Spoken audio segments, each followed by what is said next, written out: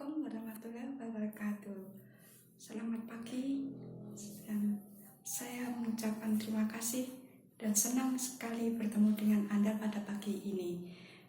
Ya, saya di sini akan memaparkan tentang sejarah kenapa ilmu penyakit tumbuhan ini penting dipelajari. Yang pertama, yaitu penyakit tumbuhan ini merupakan penyakit yang sangat mematikan bagi suatu bangsa di zaman dahulu.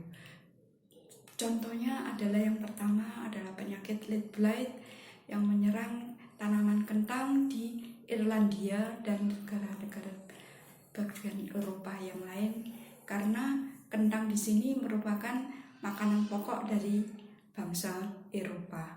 Nah, penyakit leaf blight ini menyerang sampai beberapa tahun sehingga beberapa rakyat di sana, terutama di Irlandia, itu mengalami kelaparan sampai bertahun-tahun lamanya, sehingga mereka itu bermigrasi migrasi ke daerah atau ke benua yang lain, contohnya sampai di Amerika Serikat dan di Australia. Oleh karena itu, mengapa bangsa USA dan Australia ini berbahasa Inggris? Karena memang asalnya mereka itu dari negara-negara Eropa yang zaman dahulu itu migrasi ke negara-negara tersebut. Nah, penyakit leaf blight pada kentang ini disebabkan oleh Phytophthora infestan, yaitu penyakit yang sangat merugikan pada kentang sampai saat ini. Yang kedua, contohnya adalah penyakit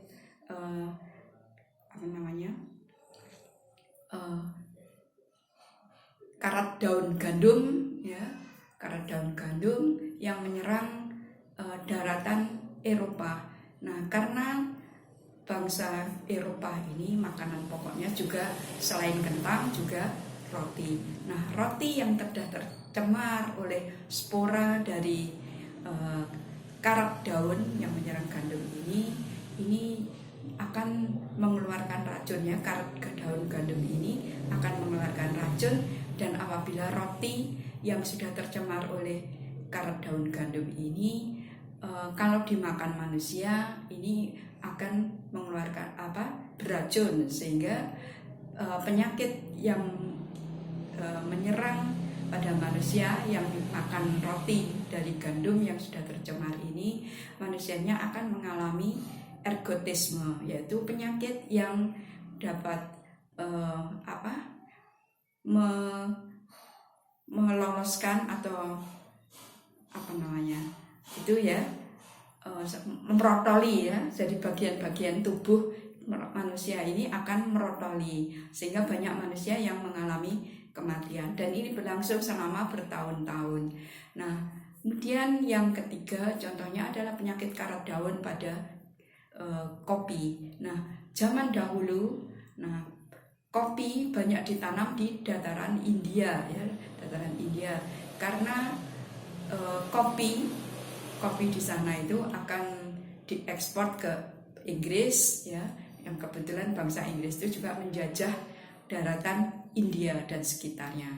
Nah, karena kopi di sana itu yang ditanam kopi Arabica, dan bangsa Inggris itu sangat menyukai kopi Arabica. Nah, karena ada penyakit karat daun, maka kopi di sana itu hancur, ya, tidak berproduksi karena daun-daunnya itu pada rontok, dan bangsa Inggris kemudian mengambil kebijakan dengan menebangi pohon kopi Arabica itu. Nah, kemudian bangsa Inggris mengambil strategi yang lain, yaitu dengan mengganti tanaman kopi Arabica dengan tanaman teh. Oleh karena teh di sana itu tumbuh subur sekali dan diekspor ke Inggris, sehingga bangsa Inggris itu menyukai dulunya suka pada tanam kopi, ya, pada kopi, kemudian berubah menjadi teh, ya, minum teh, dan bangsa Inggris waktu itu juga menjadi peminum teh yang utama di dunia. Contohnya setelah ada morning tea, ada afternoon tea dan sebagainya. Dan penyakit karat ini juga menyebar sampai ke Indonesia. Nah, kemudian Indonesia di sini itu masih dijajah oleh Belanda. Oleh karena itu Belanda ini juga mengambil strategi lain yang lain dengan bangsa Inggris. Nah, apa strateginya? Yaitu menebangi kopi Arabica yang ada di dataran rendah dan kemudian menggantinya dengan kopi Liberica. Nah, kopi Liberica ini kemudian masih kurang tahan terhadap penyakit karat dan diganti lagi dengan kopi Robusta. Tetapi kopi Arabica ini tetap ditanam di dataran tinggi, misalnya dataran tinggi Ijen, dataran tinggi Gayo, dan Karo. Oleh karena itu, bangsa Indonesia ini masih mempunyai jenis tanaman kopi yang berjenis kopi Arabica dan kopi Liberica serta kopi Robusta. Dan kebetulan waktu itu Belanda itu bersaing dengan bangsa Inggris untuk mengekspor kopi sebagai bahan baku minumannya. Nah, yang keempat itu adalah penyakit karat daun gandum. Nah, pada waktu itu di Amerika Serikat ini gandum sedang dilanda penyakit karat daun. Nah, kebetulan di sana ini ada angin yang super kencang yang namanya jet stream. Nah, karena angin itu terbangnya itu begini ya.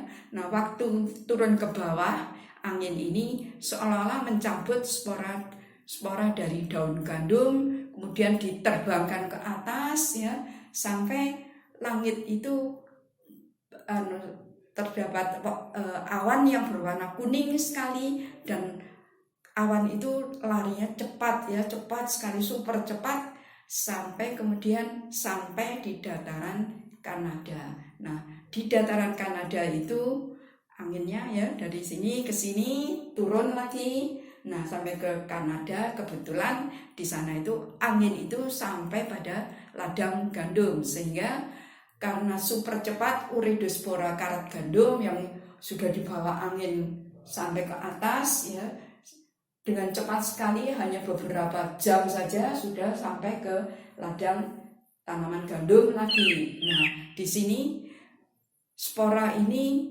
tetap survive dan kemudian menyerang tanaman gandum yang ada di Kanada.